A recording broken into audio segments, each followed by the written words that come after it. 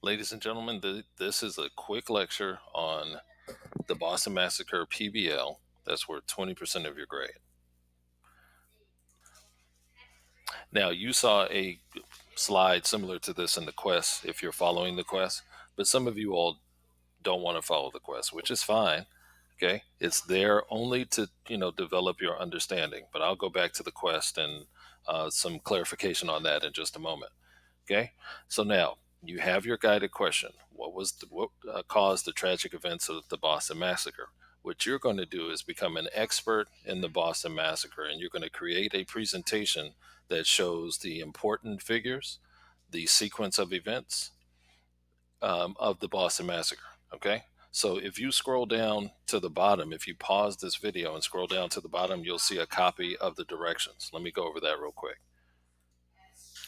Now, if you feel confident that you can just read these directions and jump right in and get started, then by all means, please don't let the quest slow you down if you feel like you don't have to jump into the quest to understand what's going on. So I just want to highlight and point out a few things on this document. This is a presentation. Don't turn in any essay. Okay.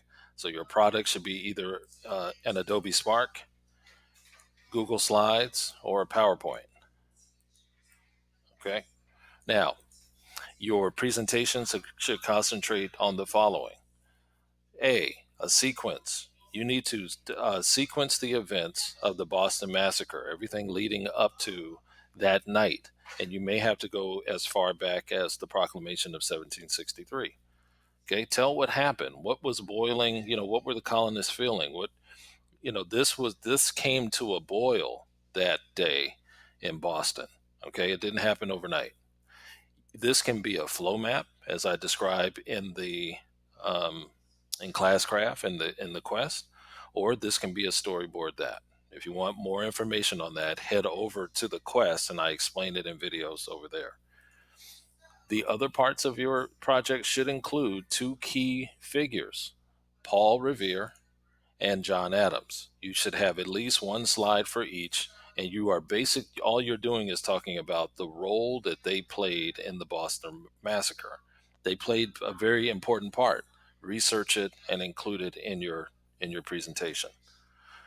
Okay? Your presentation should have at least 5 slides. Here is the breakdown of slides. So I wanted to zoom in on this. You should have a title slide. You should have a sequence of events, whether that is a flow map or a storyboard. That is up to you. Be as creative as possible. You should have a slide for Paul Revere, and you should have a slide for John Adams. And then lastly, make sure you have a slide for the sources that you used. Now, it also says here, no paragraphs.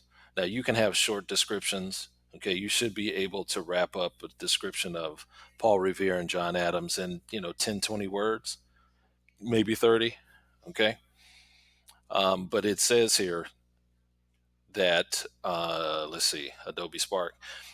The paragraphs here, if you do use Adobe Spark, is for your recorded audio, because Adobe Spark lets you record.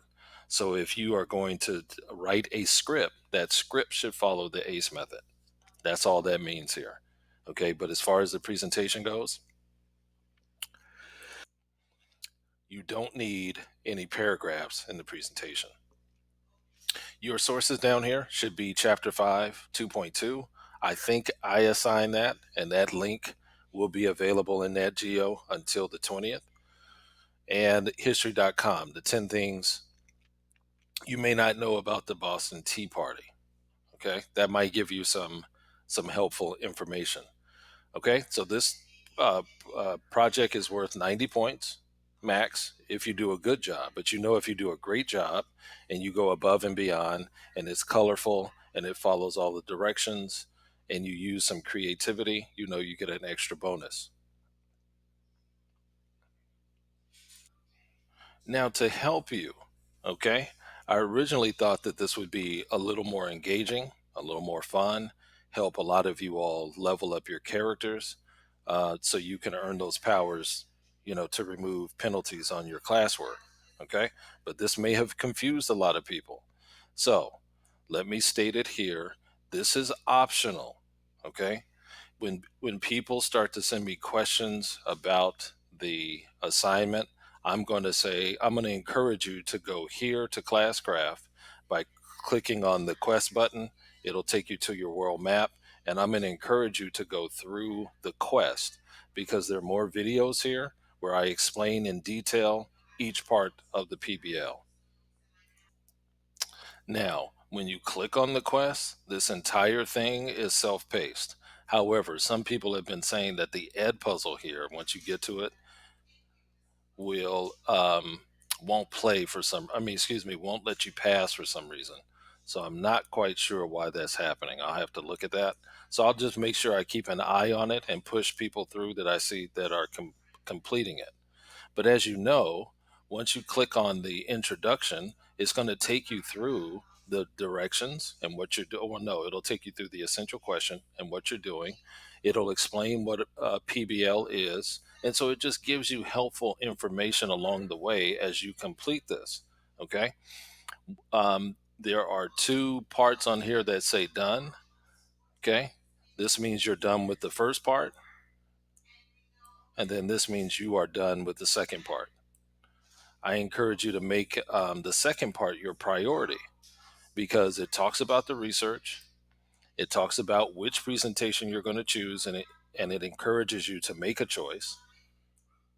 It goes over the sequence of events and what you should be paying close attention to. It talks about the two individuals that you need to include, and it gives you the due date again. Okay. So that is a really quick lecture on what to do for this project. Okay, this will give a lot of you all a new opportunity to improve your grade. So make sure this is due on August 20th. If you want to skip straight to the directions, I included them down below this video. Just click them open, get started, and turn it in by October 20th.